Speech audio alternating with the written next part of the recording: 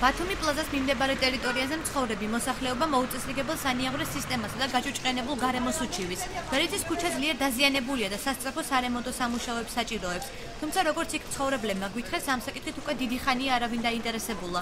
ქუჩაზე აგრეთვე განთავსებულია სავაჭრო დახლები, რომლებიც წვიმის დროს ტალახში იძირება და მასთან ახლოს მისვლა საყიდლებზე მისულ მომხმარებელს უჭირს, რის გამოც ვაჭრობა ცუდამინდებში შეფერხებულად მიმდინარეობს. იქ მდებარე ეგრეთ წოდებული ბარაკის ტიპის სახლებში წვიმის დროს სახურავიდან წყალი ჩადის.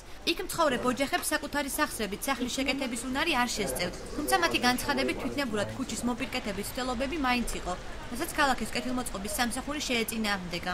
ძალიან ვთხოვთ ახალ მთავრობას, რომ ჩვენ ქუჩას მოხედოს, რომ ენაერად დაგვეხმარონ, რა დღეში ვართ ტალახთა სიბინძურეში ვართ, ამ ბარაკებში რა დღეში ვართ ხომ ხედავთ, მოგვაქციონ ყურადღება, ძალიან ვთხოვთ მთავრობას.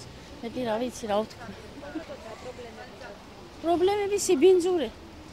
ტალახი მოუწესრიგებლობა.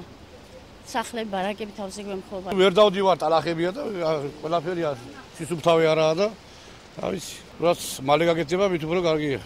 მიმართეთ აქამდე მთავრობას? მთავრობას მიმართით რა, თვითონ მთავრობა ვერ ხედავთ როგორ ქუჩებში რას სიბინძურია და როგორ არა ხდება. ქუჩაში ვერ დავდივარ, წვიმიანი არის, რაღაც არის ხომ?